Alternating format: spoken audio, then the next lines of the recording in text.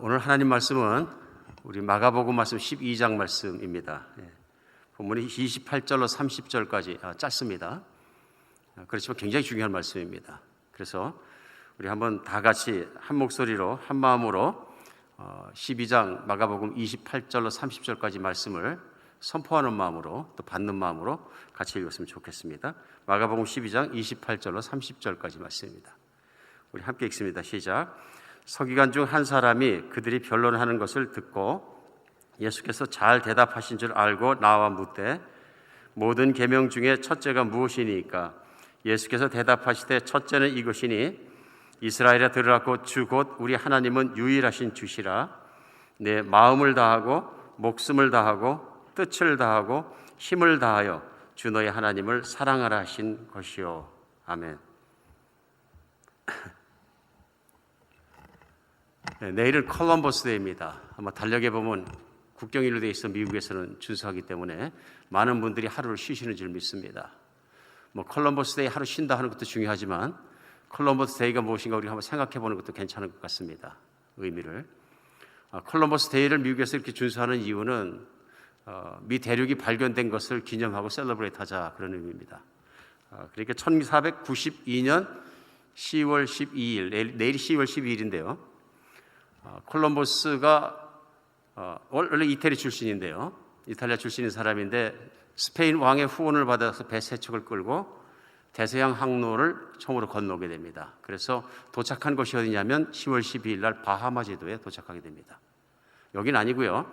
바하마에 도착하게 됩니다. 그래서 첫 번째 랜딩이라서 이제 아메리카 대륙을 발견한 것이다 해서 바로 그것을 미국에서는 기념하고 있습니다. 물론 아메리카 대륙은 콜럼버스가 발견한 것이 아닙니다.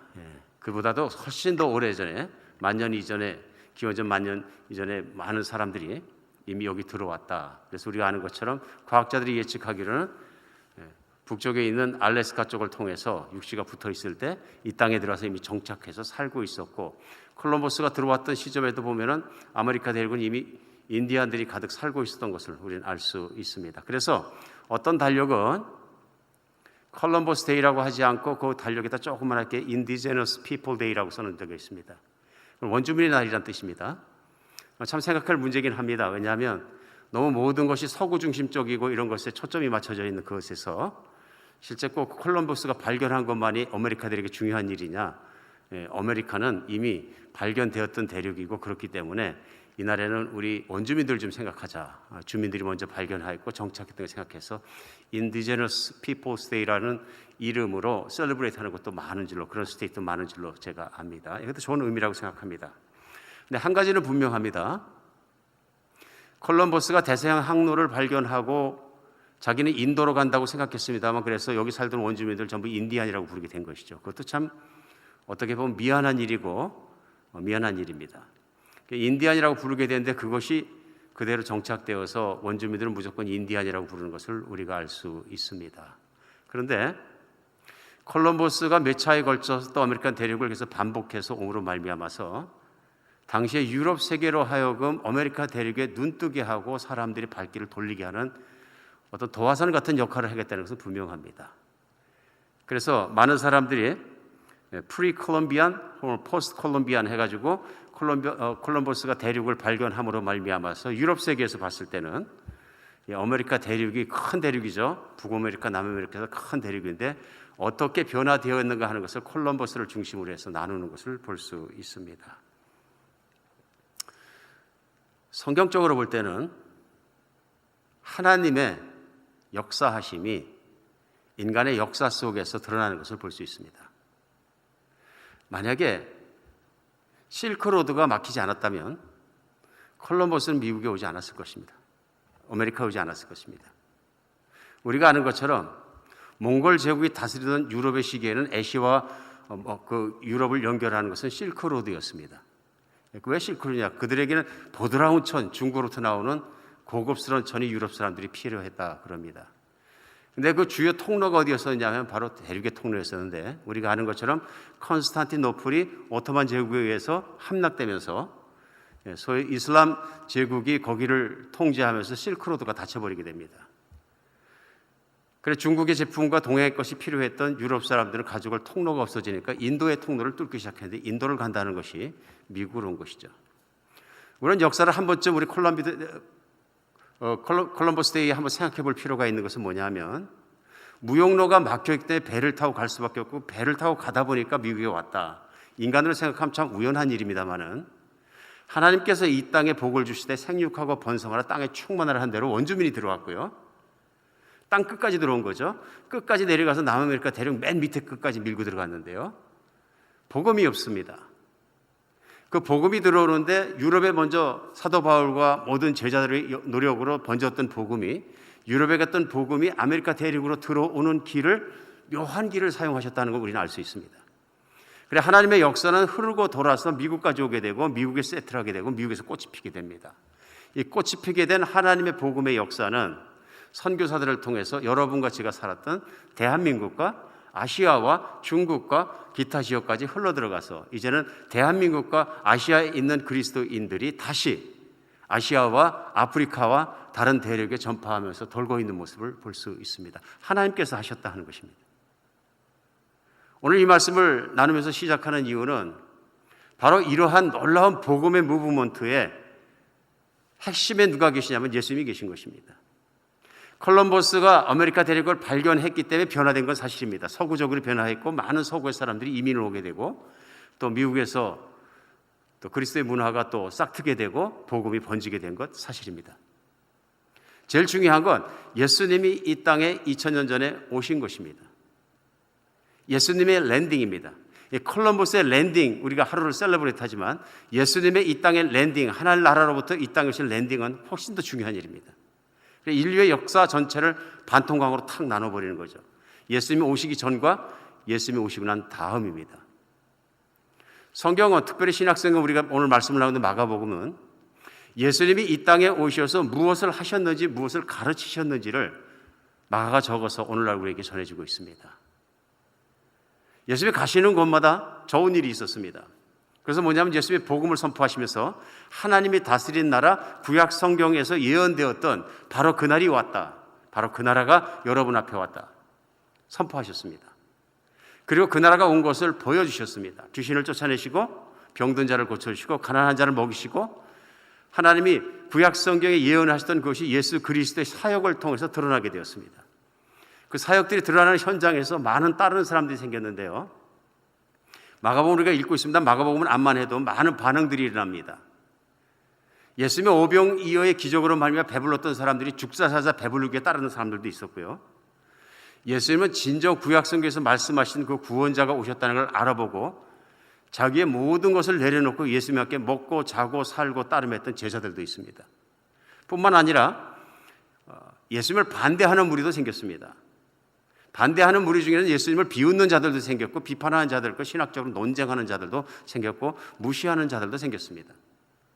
그래서 마가복음 12장 오늘 본문 말씀 짧습니다. 본문 말씀 전체를 포함하고 12장에는 특별히 서기관과 바리새인들이 예수님께서 가르치는 현장에서 예수님을 시험하고 심지어는 조롱하려고 하는 모습까지 볼 수 있습니다.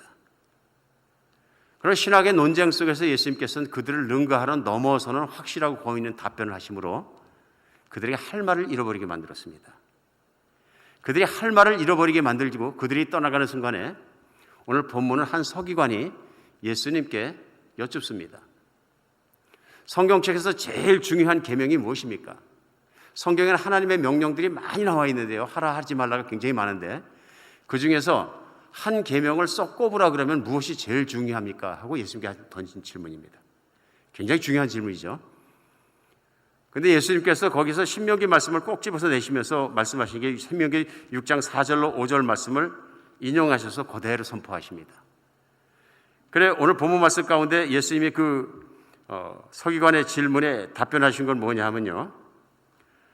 첫째는 이것이니 이스라엘에 들으라 곧 우리 하나님은 유일하신 주시라 내 마음을 다하고 목숨을 다하고 뜻을 다하고 힘을 다하여 주 너의 하나님을 사랑하라 하신 것이요.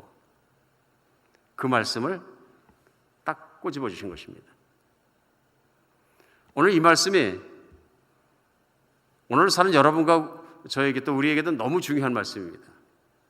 왜냐하면 우리 신앙생활의 가장 중요한 핵심이, 신앙생활의 가장 중요한 센터가 바로 여기 있습니다. 누가 믿음 좋다, 신앙생활 잘한다, 참 잘하고 있다 하고 얘기한다 그러면 이렇게 하고 있는가를 우리는 알아야 됩니다. 오늘 주님이 계명 가운데 제일 중요한 게 말씀하시면 하나님을 사랑하라입니다. 명령이죠. 하나님을 사랑하라. 근데 그 앞에 구체적인 방법이 나와 있습니다. 마음을 다하고 목숨을 다하고 뜻을 다하고 힘을 다해 사랑하라. 계속 반복되는 건 뭐냐면 다하는 것입니다. 남김없이, 내 자신이 남겨둔 것 없이 다 하나님을 그렇게 사랑하라. 오늘 하신 계명의 말씀을 주시는 것을 알 수 있습니다. 오늘 이 말씀은 새롭게 선포하신 말씀이 아니라 이미 구약성경 신명기 6장에서 하나님께서 모세를 통해서 이스라엘 백성들에게 주셨던 말씀입니다. 그래서 사실은 이스라엘 백성들이 이 말씀을 써가지고 박스를 만들어 머리에다 묶고 다녔던 그런 말씀입니다. 이 말씀은 무슨 얘기냐면요, 예수님이 2000년 오실 당시에 유대인들은 말씀을 외우는 사람들이었고 모세의경을 쫙 외우는 사람들이었기 때문에 그 등에 중요하다고 생각하고 머리에다가 묶고 다녔던 이 말씀을 모를 리가 없다, 그런 얘기입니다. 모를 리가 없다. 아주 잘하는 말씀이었다.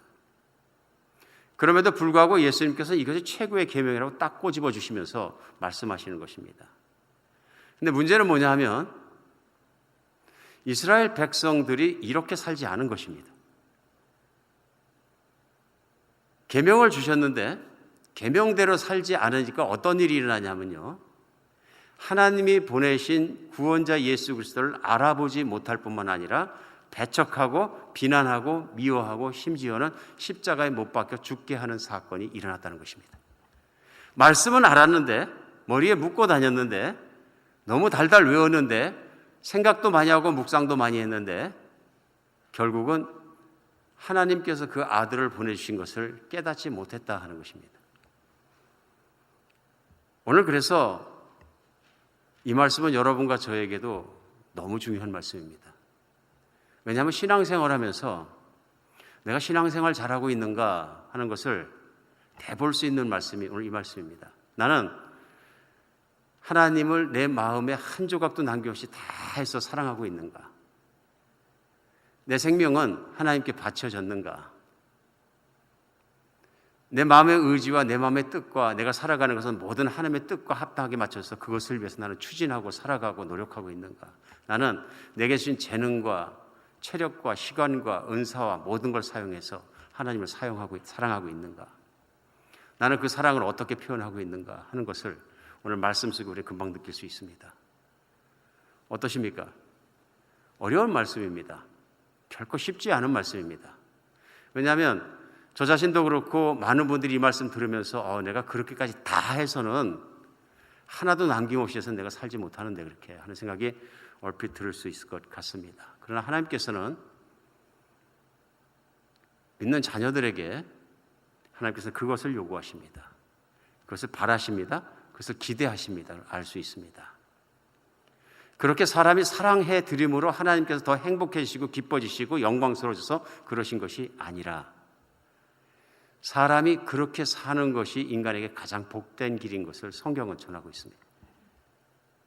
성경은 전하고 있습니다. 사람이 하나님을 그렇게 사랑하지 않으면 마음으로 다른 것을 사랑합니다. 다른 것을 그냥 사랑하는 것이 아니라 어떤 분들은 미친 듯이 사랑할 수 있습니다. 그런데 그런 인생의 결과가 결국은 좋은 것이 아니다 하는 것입니다. 예를 들면 시편 73편에 보면 아삽이라는 시인이 구약성경에서 시편을 씁니다.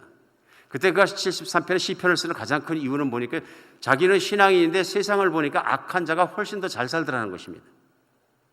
세상에 악한 자가 돈을 잘 벌고 잘 살고 누리고 자식도 번영할 뿐만 아니라 죽기까지 편안하게 죽더라 그런 얘기입니다. 그래서 아삽이라는 사람이 뭐라 그러냐면요, 하나님 제가 실족할 뻔했습니다 그런 거예요. 실족할 뻔했다는 건 하나님을 신뢰하는 믿음을 잃어버릴 뻔했습니다. 이런 순수한 고백입니다. 그러니까 우리도 흔히 생각할 수 있습니다. 세상에서 우리가 무엇을 사랑하느냐에 따라서 믿음을 잃어버릴 수도 있다 하는 것입니다. 믿음을 잃어버릴 수도 있다. 그런데 이 사람이 무슨 얘기를 하느냐면요, 제가 이런 정말 고뇌와 생각과 마음속에 있는 고민이 있다가 성소에 들어갈 때 문득 깨달았습니다. 시편 73편. 내가 성소에 들어갈 때야 그것을 깨달았습니다. 그것이 뭐냐면 바로 하나님을 사랑하지 않고 하나님에게 몰입하지 않고 이 세상에 있는 것을 사랑하고 미친 듯이 사랑하고 누리고 살다가 죽는 사람의 종말을 내가 깨달았습니다. 종말을. 그들이 정말 꿈같이 살아가는 이 세상이 끝난 그 다음에는 하나님의 형상 앞에 서게 될 것이다. 그때 그들의 모습이 얼마나 비참하고 얼마나 불쌍한 모습인지를 내 성소에 들어갈 때 마음으로 깨달았습니다 하는 얘기를 합니다. 그러면서 하나님 앞에 아삽이라는 사람이 고백합니다. 내가 이같이 우매무지함으로 주 앞에 짐승 같습니다. 그랬습니다. 제가 영적으로 깨닫는 것이 없고 하나님 앞에 정말로 바로 보는 것이 없어 하나님처럼 보지 못하고 세상 사람처럼 보고 판단하고 하나님을 떠나버리려고 생각했는데 자신이 짐승 같습니다. 그 얘기는 욕망에 따라서 살아가는 짐승 같은 존재입니다 하고 자기의 신앙 부족한 것을 고백합니다. 그러면서 돌이켜서 한 고백이 유명한 고백입니다. 그것이 뭐냐면 73편 25절부터입니다. 띄워주시면 우리 한번 같이 읽어보겠습니다. 시편이니까요. 시작. 하늘에서는 주 외에 누가 내게 있으리요? 땅에서는 주밖에 내가 사모할 자 없나이다.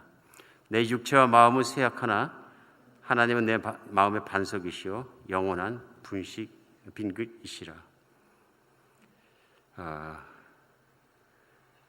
영원한 분기시라. 여기까지 읽겠습니다. 한 번 더 좀 이따 읽겠습니다.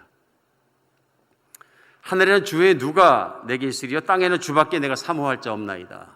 하늘로 보나 땅으로 보나 어디로 보나 하나님만이 내가 사랑하는 분이십니다. 이 마음 상태죠. 그러니까 73편에 보면 이 전까지만 해도 하나님 계신 겁니까? 안 계신 겁니까? 세상에 왜 이 모양입니까? 세상에 악한 자들이 하나님을 무시하는 자에 더 잘 사는 건 무슨 이유입니까? 막 이렇게 하나님께 따지고 힘들어하고 갈등하고 있었는데 그가 성소에 들어가는 순간에 자기가 무엇을 잘못 생각했는지 탁 깨달았습니다. 이 땅에 있는 삶은 안개같이 구름같이 지나가는 것인데 영원하신 하나님 앞에 영원한 하나님 나라 안에 살아갈 하나님의 자녀가 된 내가 그렇게 세상적인 안목을 가지고 얘기할 것이 아니구나. 하나님은 나를 자녀 삼아주셔서 하나님을 사랑하는 것이 무엇인지 하나님 안에 살아가는 것에서 기쁨과 평안과 모든 것을 내가 아는 사람인데 오늘 내가 세상을 살아가다 보니까 세상에 있는 것을 사랑하니까 세상적인 갈등과 번민이 생겼구나 하는 것을 깨달은 것입니다. 그러면서 제정신이 돌아왔다 얘기합니다. 스스로. 자기가 제정신이 돌아와서 하나님 앞에 고백하는 고백의 내용이 바로 25절인 거죠. 하늘에는 주 위에 누가 내게 있으리요? 땅에서는 주밖에 내가 사모할 자가 없습니다.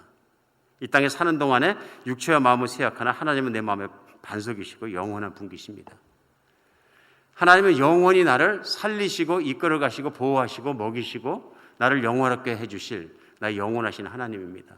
내가 영원하신 하나님을 버려두고 무엇을 생각하겠습니까? 하면서 하나님을 사모하는 고백을 합니다. 27절로 28절은요 반대의 설명을 합니다. 무릇 주를 멀리하는 자는 망하리니 음녀같이 주를 떠난 자는 주께서 다 멸하셨나이다. 하나님께 가까이 함이 내게는 복이라. 내가 주 여호와를 나의 피난처로 삼아 주의 모든 행적을 전파하리이다. 이렇게 얘기합니다. 이제 제정신이 돌아오고 나서 보니까 그걸 깨달은 것입니다. 악하지만 이 세상에 있는 것만 추구하고 그것을 사랑하며 세상에서 욕망을 추구하고 그것을 사랑했던 사람들은 하나님 앞에 멸시받을 수밖에 없는 존재이고 저주받을 수밖에 없습니다. 그러나 저는 하나님의 사랑을 받아 하나님을 사랑하는 자가 되었으니 하나님을 가까이 하는 것이 하나님을 사모하는 것이 제게는 복입니다. 그리고 그 큰 복은 세상에 있는 어떤 복과도 바꿀 수가 없습니다. 뿐만 아니라 저는 그 복으로 흘러넘쳐서 이제 나만 가지고 있는 것이 아니라 그 복음을 하나님의 자녀되는 특권을 세상에 널리 전하겠습니다. 오늘 예수님은 이 땅에 오셔서 예수님을 믿는 생명들에게 영원한 생명을 주시기 위해서 아버지의 뜻을 따라 모든 것을 바치셨습니다. 자기의 모든 것을 바치셨습니다. 왜냐하면 그것이 아버지의 뜻이었습니다. 예수님이 이 땅에 오셔서 사람으로서 살아가면서 땅을 밟고 살아가면서 여러분과 제가 살았던 동일한 지구를 밟고 살아가시면서 마음을 다해서 아버지를 사랑하고 목숨을 다하고 뜻을 다하고 힘을 다해서 하나님을 사랑하신 분은 예수님이십니다. 하나님 아버지는 그 아들 예수를 통해서 그런 모습을 사람들에게 보여주셔서 온전한 사람의 모습이 어떻게 해야지, 어떻게 살아야지 하나님 보시기에 복받은 사람의 모습이며 온전한 사람의 모습인가를 보여주셨습니다. 그 예수님은 이 땅에 있는 죄인들을 위해 십자가에 못 박혀 피 흘리고 돌아가시기까지 하나님의 뜻에 순종하고 자신을 들이셨습니다. 그 결과 오늘 여러분과 저희는 그 피로 말미암아 용서받고 하나님의 자녀가 되는 길이 열리고 특권을 누리게 됩니다. 하나님의 사랑은 예수 그리스도 십자가에서 분명하게 드러났습니다. 이 모든 일을 예수님과 함께 겪었던 사도 요한은 후일 요한일서 4장에 이렇게 적습니다. 9절로 10절인데요. 비춰주시면 하나님의 사랑이 우리에게 이렇게 나타난 바 되었으니 하나님이 자기 독생자를 세상에 보내심은 그로 말미암아 우리를 살리려 하심이라. 사랑은 여기 있나니 우리가 하나님을 사랑한 것이 아니요 하나님이 우리를 사랑하사 우리 죄를 속하기 위하여 화목제물로 그 아들을 보내셨습니다. 사랑은 여기 있나니 우리가 하나님을 사랑한 것이 아니라 하나님이 먼저 우리를 사랑하셔서 아직 우리가 예수님을 알지도 못할 때 그 아들 예수님을 이 땅에 보내주셔서 우리를 위해 제물로 삼으셨다. 오늘 만약에 하나님이 나를 얼마나 사랑하시는지 우리를 얼마나 사랑하는지 모르는 상태에서 하나님께서 너는 마음을 다하고 뜻을 다하고 힘을 다해 하나님을 사랑하라 하면은 하나님의 사랑을 강요하시는구나 그렇게 생각할 수 있습니다.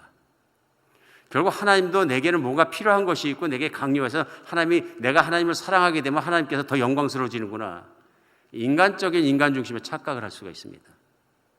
그러나 오늘 그 아들을 다 내어놓기까지 죄인이고 보잘것없고 하나님 사랑할 자격이 없는 존재를 아들을 다 내어놓으시면서 사랑하시는 하나님의 사랑을 보면서 우리는 느끼는 것이 있습니다. 하나님께서 죄인된 나를 그렇게 사랑하시는구나 하는 것입니다. 우리가 때때로 누군가 나를 그렇게 사랑한다는 걸 참 믿기 어렵게 생각할 때가 많습니다. 그만큼 자기중심적으로 살아서 그렇지 않은가 싶습니다. 미국에 있는 존 홉킨스 대학의 한 교수가 슬럼가에 있는 12세, 16세 청소년 200명이 성인이 되었을 때 과연 건전한 삶을 살아갈 수 있을까 하는 것을 연구해 봤습니다. 그들의 미래를 한번 프로젝션 해보는 겁니다. 그래서 그가 내린 연구 결과의 결론은 그들 중에 90%가 인생을 교도소에서 살게 될 것이다 이렇게 결론을 내렸습니다. 논리적이고 현실적인 결론인 거죠. 그들이 살고 있는 환경, 학교를 다니는 것, 인생이 또 좋아질 수 있는 길 이런 것들을 다 검토해 본 결과 과학적으로는 연구 결과는 90%가 교도소에서 살 수밖에 없다. 그 뒤로 25년이 지난 다음에 연구기관에서 그 삶을 실제로 추적해 봤습니다. 같은 동일한 연구기관에서요. 그랬더니 200여 명은 모두 그 동네를 떠나고 없었고요. 180명 정도만 추적할 수 있었습니다. 근데 그 중에서 180명 중에서 4명만 교도소를 갔고요. 나머지는 건강한 사회인으로 살아가고 있었습니다. 그 연구 결과 90% 이상은 교도소에 가 있을 거라는 예측이 완전히 틀린 것입니다. 그래서 그 이유를 연구소에서 연구하다 보니까 그 중심에 한 여자 선생님이 계신 것을 발견하게 됩니다. 그래서 그 여자 선생님을 찾아가서 인터뷰했습니다. 당신이 그 애들에게 무엇을 주었고 어떻게 가르쳤길래 인생이 달라졌느냐. 그러자 그 여자 선생님의 그 답변이 충격적입니다. 제가 한 일은 없고 단지 그들을 진심으로 사랑한 것뿐입니다. 진실한 사랑을 하는 여자 선생님 한 분의 능력이 그 동네에 있는 청소년들의 인생을 바꿔버렸다는 것입니다. 정말 중요한 일입니다. 또 모리와 함께하는 화요일이라는 그 많이 팔린 책에 보면은 루게릭병에 걸려서 죽어가 있는 모리라는 교수를 제자들이 인터뷰한 내용을 책에다 썼습니다. 근데 그 모리라는 교수님이 루게릭병으로 돌아가시기까지 마지막으로 하신 말씀이 있습니다. 그것이 뭐냐 하면 이 병을 앓으면서 내가 배운 가장 큰 것이 무엇인지 아느냐 하고 제자들에게 얘기합니다. 그러면서 답변한 내용이 인생에서 가장 중요한 것은 사랑을 나눠주는 법과 사랑을 받아들이는 법을 배우는 것이다. 의미 있는 인생에 대한 생각이라고 생각합니다. 아파서 죽든 수명을 다해서 죽든 어찌 죽고 사고 났든 인생의 끝이 있습니다. 그때까지 인생을 살아가면서 무엇이 가장 중요한 것인가 하는 것을 깨닫게 될 것입니다. 그런데 그것을 우리가 마지막 순간에 깨닫는 것이 아니라 하나님께서는 이미 말씀을 통해서 또 인류의 역사 속에 들어오셔서 그것을 보여주고 초청하고 계신 것입니다. 초청하고 계십니다. 하나님을 믿고 사랑하고 따르는 것, 그것이 얼마나 인생을 복되게 하고 풍요롭게 하고 정말로 좋아지게 하는지를 오늘 초청하고 있는 말씀입니다. 하나님을 사랑하라 하는 것은 명령이기 전에 하나님의 초청입니다. 이 세상에 있는 것을 사랑해 보아라. 얻을 것이 무엇이냐? 내 자신을 사랑해 보아라. 얻을 것이 무엇이냐? 하나님을 사랑하라. 그 안에 하나님의 풍요로우신 모든 것과 가지게 할 능력은 너희 것이 될 것이다 하는 초청입니다. 오늘 인간이 좋아지기 위해서 가장 중요한 것은 하나님을 사랑하는 것입니다. 때때로 우리는 살다가 뜨겁게 하나님을 사랑하고 열정적으로 제 몸 바쳐, 제 인생 바쳐 모든 것들이 하나님 사랑하겠습니다. 결단하고 헌신하고 정말 주님 앞에 헌신했다가도 살아가면서 흔들리는 우리의 마음을 봅니다.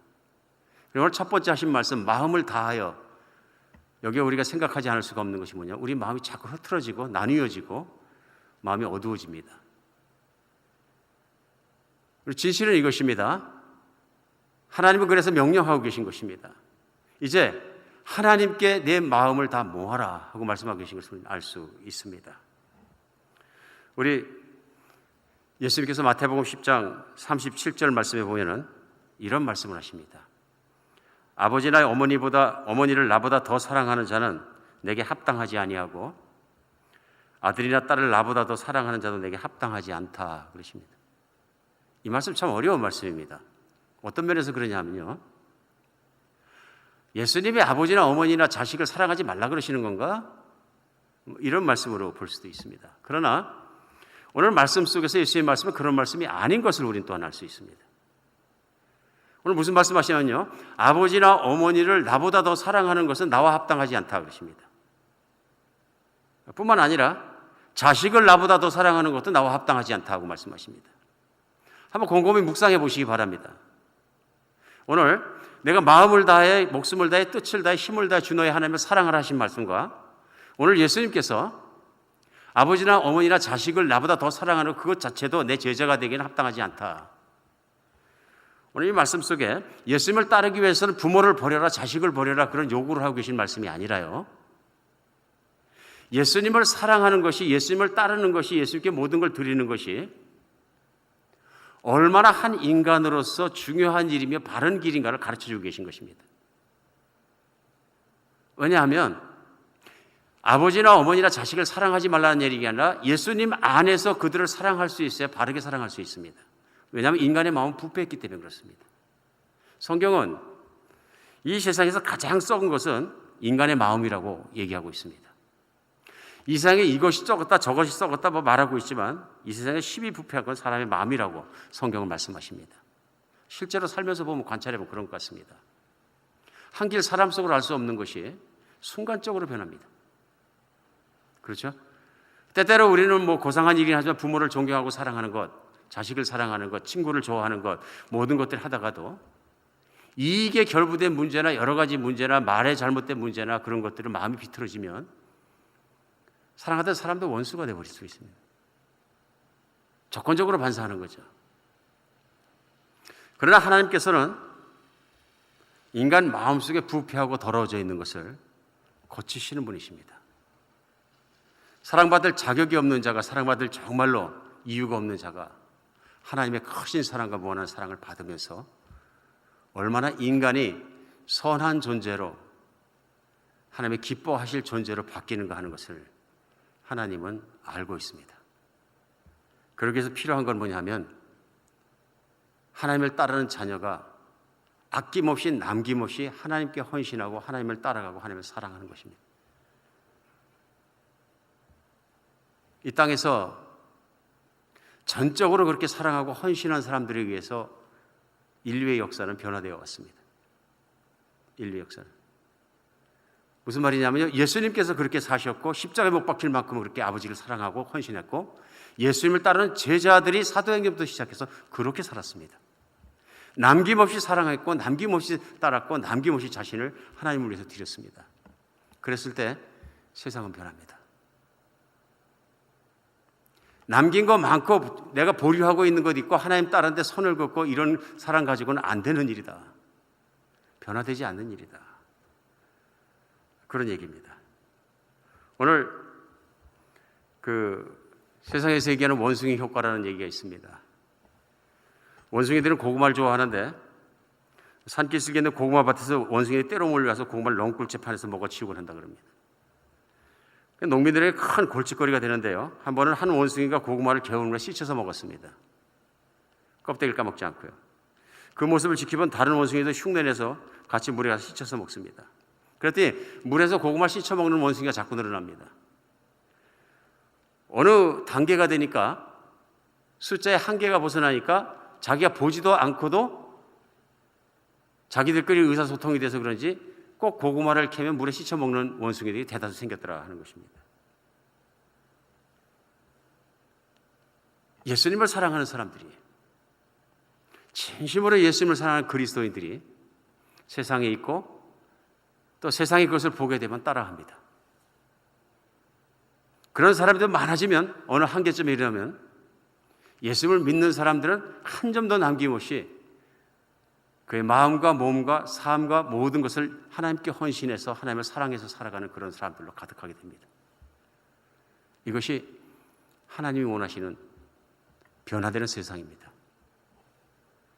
오늘 예수님이 하셨고 제자들이 했던 그 뜨거운 신앙을 여러분과 제가 전수받아서 이 땅을 살아가면서 그렇게 뜨겁게 하나님을 사랑하며 살아갈 수 있는 여러분과 제가 되었으면 좋겠습니다. 이것이 첫 계명이고 가장 중요한 계명입니다. 온 마음 다해 찬양하는 것, 신령과 진정으로 찬양하는 것 참 중요하지만 내 마음이 남김없이 하나님을 사랑하고 내 마음이 남김없이 하나님께 헌신하고 내 뜻이 온전히 하나님의 뜻을 따라가며 내가 힘을 다해 하나님을 따라가는 여러분과 제 결단이 있는 주일이 되었으면 좋겠습니다. 우리 때때로 인생을 살아가면서 우리 마음은 흐트러집니다. 왜냐하면 우리가 세상에 있는 걸 사랑하게 되기 때문에 그렇습니다. 그러다 보면 마음이 나뉘어집니다. 우리 주님은 크리하게 말씀하셨습니다. 너희가 재물과 하나님을 겸하여 섬길 수는 없느니라. 하나님을 많이 사랑하면 다른 것에 이렇게 많이 집중하겠느냐. 오늘 모든 일 중에서 첫 번째로 하나님께 그렇게 헌신하고 하나님을 사랑할 수 있는 여러분과 제가 되었으면 좋겠습니다. 우리가 신앙생활 하도록 정말 열심히 기도할 문제입니다. 하나님 성령 충만한 주시어서 정말 예수님은 되고 하나님으로 만족합니다 고백이 입술만의 고백이 아니라 내 마음에서 내 인생에서 내 삶에서 그런 삶이 되어질 수 있도록 붙들어 주시어 기도할 문제입니다. 우리 한번 기도하면서 이런 심령이 되었으면 좋겠습니다. 기도하겠습니다.